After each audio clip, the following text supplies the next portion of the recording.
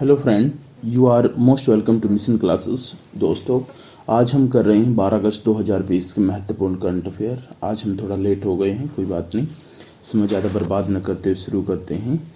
Student, ये सभी प्रतियोगी परीक्षाओं के लिए महत्वपूर्ण दैनिक समसामयिकी मैं आपके लिए लेकर आया हूँ और उन महत्वपूर्ण तथ्यों को आपको बताऊँगा जो आने वाली प्रतियोगी परीक्षाओं के लिए महत्वपूर्ण है। शुरुआत करते हैं इन महत्वपूर्ण करंट अफेयर की। देखिएगा, करंट अफेयर बाय रोहित मोर। मेरा नाम रोहित मोर, आप रोहित मोर के साथ करेंगे सारे करंट अफेयर। आप हमारे मिशन क्लासेस टेलीग्राम चैनल को ज्वाइन कीजिएगा और इस व्हाट्सएप नंबर पे मिशन क्लासेस लिख के सेंड कर दीजिएगा। आपको पीडीएफ वगैरह लिंक वगैरह मिलते रहेंगे। शुरुआत करते हैं सबसे पहले करंट अफेयर की, ज़्यादा समय बर्बाद नहीं करते। तो देखिएगा, सबसे पहला करंट हमारे सामने है। हाल ही में कर्नाटक के हुबली में रेलवे संग्रहालय का उद्घाटन किया गया है। हाल ही में कर्नाटक के हुबली में, ध्यान रहे, हुबली, कर्नाटक का हुबली है। इसमें रेलवे संग्रहालय का उद्घाटन किया गया है। यह है कर्नाटक का प्रथम रेलवे संग्रहालय, कर्नाटक का द्वितीय रेलवे संग्रहालय, कर्नाटक का तृतीय रेल संग्रहालय या कर्नाटक का चतुर्थ रेल संग्रहालय। तो ये है कर्नाटक का द्वितीय रेल संग्रहालय, इसे याद रखें, महत्वपूर्ण क्वेश्चन बनता है। देखिएगा, एक बात का विशेष ध्यान रखिए, रेल और वाणिज्य उद्योग मंत्री, रेल वाणिज्य और उद्योग मंत्री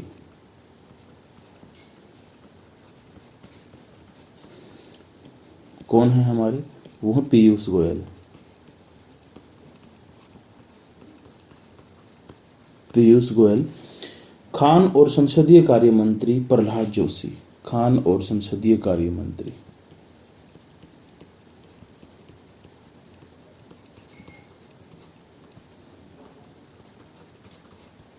उनका नाम है प्रहलाद सिंह, प्रहलाद जोशी। इन्होंने 9 अगस्त की दिन वीडियो कॉन्फ्रेंसिंग के माध्यम से हुबली में एक रेलवे संग्रहालय को देश को समर्पित किया था, हुबली के अंदर। तो विद्यार्थियों, उस दिन छूट का था, एक महत्वपूर्ण करंट अफेयर था। ये ज़्यादा कल भी अखबार में आया था, महत्वपूर्ण था, इसीलिए आपको मैं प्रस्तुत कर रहा हूँ इसके बारे में कुछ चीज़ें। इन्होंने यह एक रेलवे संग्रहालय देश को समर्पित किया और इस आयोजन की अध्यक्षता रेल राज्य मंत्री सुरेश सिंह अंगड़ी ने की। रेल राज्य मंत्री सुरेश सिंह अंगड़ी ने की। आपको इसके बारे में कुछ महत्वपूर्ण बातें बताते हैं। प्रिय विद्यार्थियों, मैसूर रेल संग्रहालय पहले से ही वहां पर है। मैसूर रेल संग्रहालय कर्नाटक में, उत्तर कर्नाटक में है ये। मैसूर रेल संग्रहालय के बाद ये रेल संग्रहालय दक्षिण पश्चिमी रेलवे में दूसरा संग्रहालय है, जो वहां पर कर्नाटक का भी दूसरा और दक्षिण पश्चिमी रेलवे का भी दूसरा है। पूरे देश और विदेश से आने वाले सैलानी रेल संग्रहालय हुबली में बीते वर्षों की रेलवे की विरासत को करीब से देख सकेंगे, इसीलिए इस रेल संग्रहालय को वहां पे बनाया गया है। और इसमें कुछ महत्वपूर्ण बातें ज़्यादा नहीं हैं, आप सिर्फ इतना ही याद रखें। आगे बढ़ते हैं। सेबी के वर्तमान चेयरमैन कौन है? इन्हें हाल ही में सरकार ने 18 महीने का सेवा विस्तार प्रदान किया है। वो हैं यूके सिन्हा, अजय त्यागी, इजेती श्रीनिवासन और केवी कामनाथ। तो प्रिय विद्यार्थियों, वो है अजय त्यागी, जिनका भी हाल ही में कार्यकाल बढ़ाया गया है। प्रधानमंत्री नरेंद्र मोदी की अध्यक्षता वाली मंत्रिमंडल की जो नियुक्ति समिति है, उसने भारतीय प्रतिभूति एवं विनिमय बोर्ड, सेबी जिसे हम बोल रहे हैं, भारतीय प्रतिभूति एवं विनिमय बोर्ड सेबी के जो प्रमुख हैं अजय त्यागी, उनका कार्यकाल बढ़ा दिया है। ये बढ़ाया है 18 महीने का, इसे याद रखें। और कुछ चीज़ें इसमें हैं केंद्र सरकार की, जो उन्हें जो पहले भी 3 साल के लिए मार्च 2017 में सेबी चेयरमैन नियुक्त किया था, तो उनके बाद 6 महीने का कार्यकाल उनका भी खत्म होना था। जनवरी में फिर से 6 महीने का बढ़ाया था, लेकिन अब फिर से उनका कार्यकाल 18 माह का बढ़ा दिया है। उन्हें 2017 में सेबी चेयरमैन नियुक्त किया गया था। 2017 से ये सेबी चेयरमैन है अजय त्यागी। और इनसे पहले थे यूके सिन्हा। यूके सिन्हा इनसे पहले थे, अजय त्यागी से पहले यूके सिन्हा थे। और प्रिय विद्यार्थियों, ये सेबी क्या है, इसके बारे में कुछ बातें करते हैं, यहाँ से क्वेश्चन क्रिएट हो सकता है। यह जो है सेबी, जिसको हम हिंदी में बोल रहे हैं भारतीय प्रतिभूति एवं विनिमय बोर्ड, यहाँ लिख दे रहा हूँ, भारतीय प्रतिभूति एवं विनिमय बोर्ड। तो इसको अगर इंग्लिश में बोलें तो इंग्लिश में बोलेंगे security exchange, security exchange board of India, ये इसको इंग्लिश में बोला जाएगा। तो ये इसका फुल फॉर्म सेबी का है। तो क्या कहेंगे कि यह वित्त एवं प्रतिभूति नियामक बोर्ड है। इसकी स्थापना 12 अप्रैल 1988 को हुई थी। 12 अप्रैल 1988 को इसकी स्थापना हुई थी। इसके बाद 1992 में भारतीय प्रतिभूति एवं विनिमय बोर्ड अधिनियम 1992 पारित हुआ। इसे वैधानिकता प्रदान कर दी गई। 1992 में एक अधिनियम पारित किया गया जो भारतीय प्रतिभूति एवं विनिमय अधिनियम है, उसके तहत इसे वैधानिकता प्रदान कर दी गई। इसका मुख्यालय मुंबई में है, मुंबई में इसका मुख्यालय है। और प्रिय विद्यार्थियों, यहाँ से कुछ बातें जानने की हैं। इसका एक क्षेत्रीय दिल्ली, कोलकाता, अहमदाबाद, चेन्नई में भी इनके क्षेत्रीय कार्यालय हैं। सेबी का प्रमुख उद्देश्य क्या है? ये प्रतिभूति बाजार में जो निवेश करने वाले हैं निवेशक, उनके हितों की रक्षा करता है और साथ ही बाजार का विकास और नियमों के माध्यम से बाजार को विनियमित भी करता है। वर्तमान में इसके अध्यक्ष के बारे में आप जानते ही हैं, अजय त्यागी हैं। चलिए आगे बढ़ते हैं। हाल ही में किस राज्य ने शहीद महेंद्र कर्मा तेंदुपत्ता, शहीद महेंद्र कर्मा, तेंदुपत्ता क्या होता है पहले मैं ये बता देता हूँ आपको। तेंदुपत्ता जो बीड़ी बनती है ना प्रिय विद्यार्थियों, बीड़ी, वो बीड़ी के अंदर तंबाकू लिपटा होता है। वो तंबाकू जिस पत्ते में लिपटता है उसे तेंदुपत्ता बोलते हैं। तो हाल ही में छत्तीसगढ़ के मुख्यमंत्री जो हैं, हाल ही में किस राज्य ने? तो छत्तीसगढ़ राज्य ने। आंसर हमारा डी रहेगा। तो छत्तीसगढ़ राज्य ने शहीद महेंद्र कर्मा तेंदुपत्ता संग्राहक सामाजिक सुरक्षा योजना की शुरुआत की। ये शुरुआत छत्तीसगढ़ के मुख्यमंत्री भूपेश बघेल हैं, भूपेश बघेल, इन्हें याद रखें। इन्होंने तेंदुपत्ता संग्राहक समाज सुरक्षा योजना की शुरुआत की है। मुख्यमंत्री ने शहीद महेंद्र कर्मा की 5 अगस्त को जयंती हुई थी इनकी, उन्हें श्रद्धांजलि अर्पित करते हुए उनके नाम पर राज्य में शहीद महेंद्र कर्मा तेंदुपत्ता संग्राहक सामाजिक सुरक्षा योजना का शुभारंभ किया। शहीद महेंद्र कर्मा तेंदुपत्ता संग्राहक सामाजिक सुरक्षा योजना में तेंदुपत्ता संग्रहण कार्य में लगी जो पंजीकृत संग्राहक परिवार है उसकी सामान्य मृत्यु पर नामांकित व्यक्ति अथवा अधिकारी को 2 लाख रुपये दिए जाएंगे। अगर कोई व्यक्ति तेंदुपत्ता से संबंध रखता है, तेंदुपत्ता संग्राहक है, तो क्या होगा? अगर उसकी मृत्यु 50 साल से पहले हो जाती है तो उसी के परिवार को या उसके उत्तराधिकारी को उसको जो है 2 लाख रुपए की सहायता प्रदान की जाएगी। ये इस योजना के तहत कुछ महत्वपूर्ण और भी बहुत सारे इसमें आंकड़े प्रदर्शित किए गए हैं। मैं आपको बताऊं, यह जो योजना है ये वन विभाग द्वारा संचालित है। वहाँ का जो वन विभाग है उसके द्वारा इस योजना का संचालन किया गया है। आपको बताएं, इस योजना के तहत बीमा दावा के प्रकरणों का तत्परता से निराकरण एवं पीड़ित परिवार को 1 माह के भीतर दावा राशि का भुगतान कर सकते हैं। ये जो महेंद्र कर्मा हैं, इनके बारे में बात करते हैं। महेंद्र कर्मा बस्तर टाइगर के नाम से जाने जाते हैं। इन्हें वहां पर बस्तर टाइगर के नाम से जाना जाता है, महेंद्र कर्मा को। ये आदिवासियों के हक की लड़ाई लड़ते थे और दमदारी से खड़े रहते थे। छत्तीसगढ़ के बस्तर जिले में 25 मई 2013 को वहाँ पर जो झीरम घाटी है उसमें एक नक्सली हमला हुआ और जिसमें महेंद्र कर्मा समेत 29 लोगों की मृत्यु हो गई। चलिए आगे बढ़ते हैं। हाल ही में किस राज्य के 2 गांवों को यूनेस्को इंटर गवर्नमेंट ने सुनामी तैयार घोषित किया है, यानी कि वो सुनामी के लिए मुकाबला कर सकते हैं। तो वो कहाँ के हैं 2 गांव? तो वो हैं प्रिय विद्यार्थियों उड़ीसा के। आंसर सी हमारा सही है। आपको बताएं कि प्राकृतिक आपदा के संचालन क्षेत्र में उड़ीसा को अंतर्राष्ट्रीय स्वीकृति मिली है। यूनेस्को की inter government oceanography commission IOC, inter government oceanography commission IOC की फुल फॉर्म रहेगी। इसने उड़ीसा के जगत सिंहपुर जिले, कौन सा? जिला जगत सिंहपुर, और वहां का एक गांव है नोलिया शाही।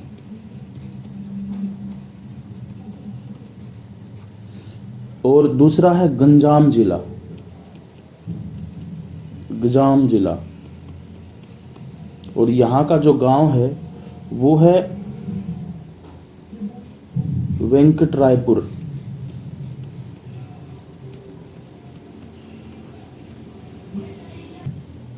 इन 2 गांवों को सुनामी के लिए तैयार किया है, या सुनामी रेडी नाम से इन्हें कह सकते हैं कि सुनामी रेडी इनको नाम दिया गया है।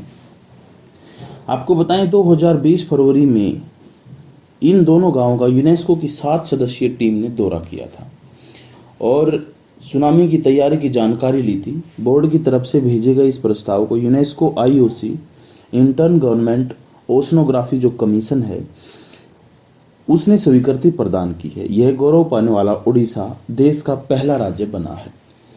आपको बताएं इसकी पृष्ठभूमि क्या है। उड़ीसा में हर समय आपदा का डर रहता है। तूफान, बाढ़ जैसे सुनामी अब प्रदेश के लिए बड़ी विपत्ति बन गई है। इससे तटीय जिलों के लोगों के लिए खतरा पैदा करने की संभावना को कम करने के लिए तटीय 6 जिले बालेश्वर, भद्रक, गंजाम, पुरी, जगतसिंहपुर और केंद्रापड़ा, इनमें सुनामी संचालन कार्यक्रम शुरू किया है। उक्त जिलों में 322 गांवों को सुनामी प्रवण गांव के तौर पर पहचान किया गया जिनमें सुनामी आने की संभावना है। तो इसी परिप्रेक्ष्य में खासकर जो मोबाइल SMS है, डिजिटल रेडियो है, सायरन है, इसके जरिए लोगों को सुनामी आने से पहले ही सतर्क कर दिया जाएगा। सतर्क करने वाला जो सायरन है उसकी आवाज़ 1.5 किलोमीटर तक सुनाई देगी। ये वहाँ पर तैयारियां की गई हैं। और ये जो यूनेस्को के इंटर गवर्नमेंट ओशनोग्राफी कमीशन है, IOC है जो यूनेस्को का, इसके बारे में कुछ बात करते हैं। इसको 1960 में स्थापित किया गया था। इसकी स्थापना 1960 में की गई थी। यह संयुक्त राष्ट्र प्रणाली के भीतर समुद्री विज्ञान के लिए एकमात्र सक्षम संगठन है। आयोग का उद्देश्य समुद्र और तटीय क्षेत्रों की प्रकृति और संसाधनों के बारे में अधिक जानने और प्रबंधन के सुधार के लिए अंतर्राष्ट्रीय सहयोग को बढ़ावा देना और अनुसंधान सेवाओं और क्षमताओं के निर्माण में कार्यक्रमों का समन्वय करना है। सतत विकास, समुद्री पर्यावरण की सुरक्षा और इसके सदस्य राज्यों के निर्णय लेने की प्रक्रिया में भी सहायता करता है। ये था महत्वपूर्ण। आगे बढ़ते हैं। हाल ही में सूचना एवं प्रसारण मंत्रालय के प्रकाशन विभाग ने कनेक्टिंग कम्युनिकेटिंग चेंजिंग, याद रखें, कनेक्टिंग कम्युनिकेटिंग चेंजिंग पुस्तक तैयार की। यह पुस्तक संबंधित है। प्रिय विद्यार्थी, यह पुस्तक उपराष्ट्रपति के 3य वर्ष के वृत्तांत से संबंधित है। आपको बताते हैं उपराष्ट्रपति हैं हमारे M वेंकैया नायडू।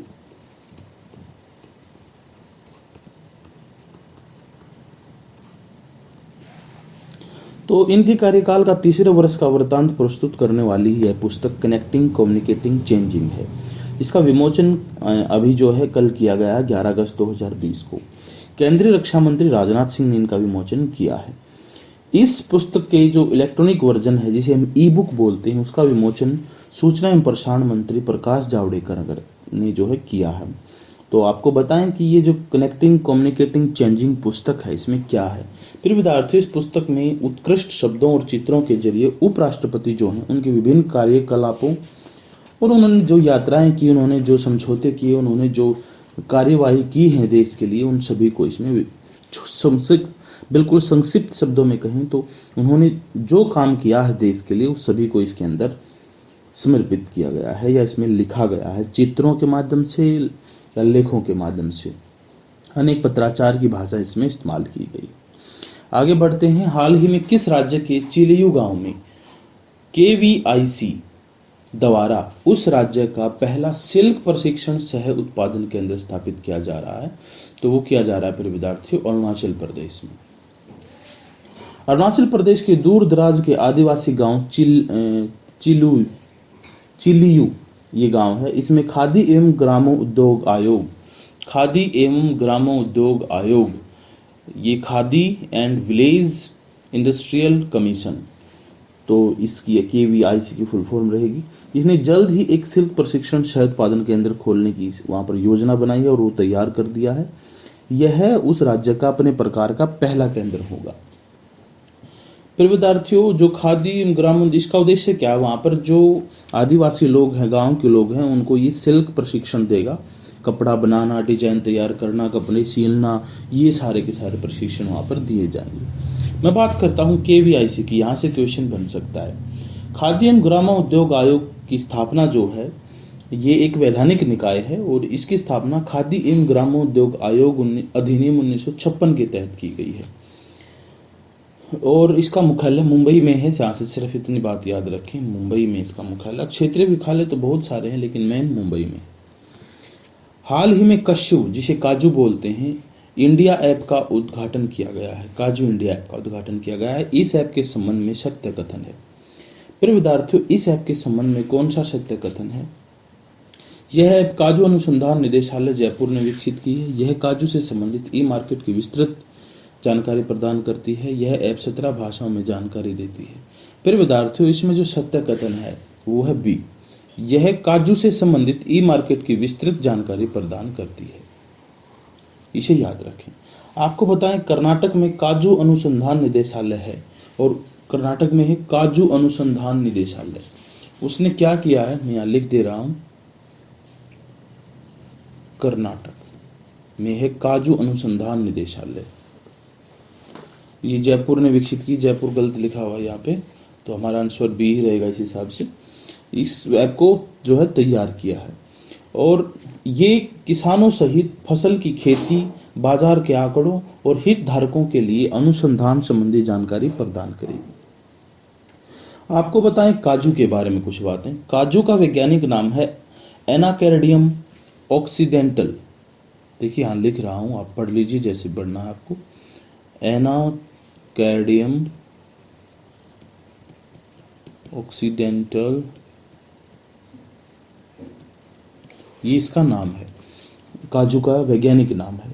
काजू का एक पेड़ होता है प्रिय विद्यार्थियों, और 2018-19 आंकड़ों के अनुसार कुल उत्पादन में काजू का सबसे बड़ा उत्पादक महाराष्ट्र था। महाराष्ट्र सबसे बड़ा उत्पादक था, याद रखें। तो इसे आप याद रखिए। और जो दूसरा नंबर था अगर महाराष्ट्र के बाद, वो था आंध्र प्रदेश का। बाकी याद रखने की जरूरत नहीं। तीसरा आपको ज्यादातर ओडिशा है इसमें तीसरा, वैसे करना भी है तो, नहीं तो पहले दो ही बहुत हैं, पहला ही बहुत है वैसे तो। चलिए आगे बढ़ते हैं। हाल ही में कौन सा राज्य गूगल क्लासरूम परियोजना से जुड़ने वाला पहला राज्य बना? तो प्रिय विद्यार्थियों, वो है आपका महाराष्ट्र।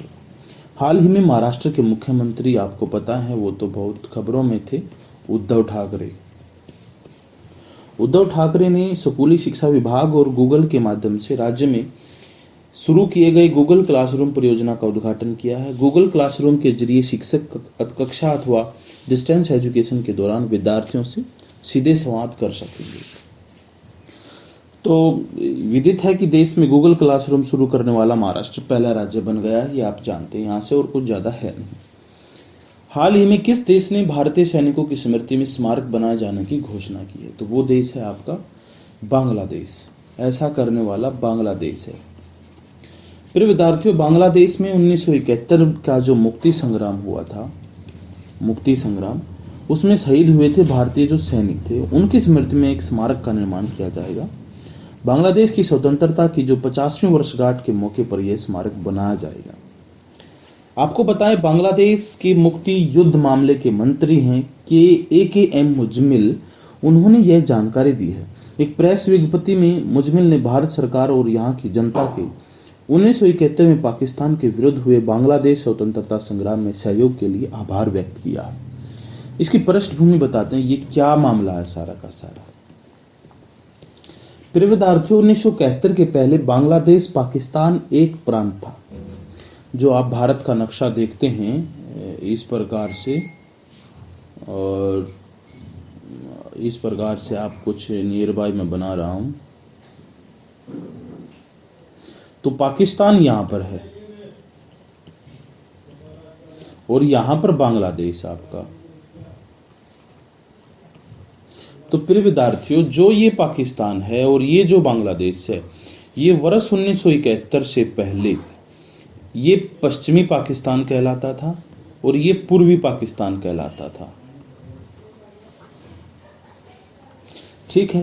यानी जब भारत आज़ाद हुआ था या भारत के टुकड़े हुए थे, ये दो हिस्सों में बटा था, दो नहीं तीन हिस्सों में, एक साइड पश्चिमी पाकिस्तान, दूसरी साइड पूर्वी पाकिस्तान। जबकि वर्तमान पाकिस्तान को पश्चिमी पाकिस्तान कहते थे, आप जानते हैं। कई सालों के संघर्ष और पाकिस्तान की सेना के अत्याचार और बांग्ला भाषियों के दमन के विरोध में पूर्वी पाकिस्तान के लोग सड़कों पर उतर आए। यहाँ पर जो बांग्ला भाषी थे वो उनका दमन करने लगे, ये पाकिस्तान वाले लोग अपने चलाने लगे यहाँ पर सारी की सारी, तो इससे दमन हुआ, वहाँ के लोग सड़कों पर उतर आए। 1971 में आज़ादी के आंदोलन को दबाने के लिए पाकिस्तानी जो सेना है उसने ये जो पूर्वी पाकिस्तान है ना, बांग्लादेश, इसके विद्रोह पर आमाद लोगों पर जमकर अत्याचार किए प्रिय विद्यार्थियों। और आपको बताएं, लाखों लोगों को मौत के घाट उतार दिया और जो अनगिनत महिलाओं की आबरू लूट ली गई। भारत ने पड़ोसी के नाते इस जुल्म का विरोध किया और क्रांतिकारियों की मदद की। इसका नतीजा यह हुआ कि भारत और पाकिस्तान के बीच सीधी जंग हुई। मतलब भारत ने इस बांग्लादेश का साथ दिया जो पहले पूर्वी पाकिस्तान था, ताकि ये इस पर अत्याचार न करें, लेकिन इसने सीधी जंग भारत से कर ली। फिर क्या था, इसका नतीजा क्या हुआ?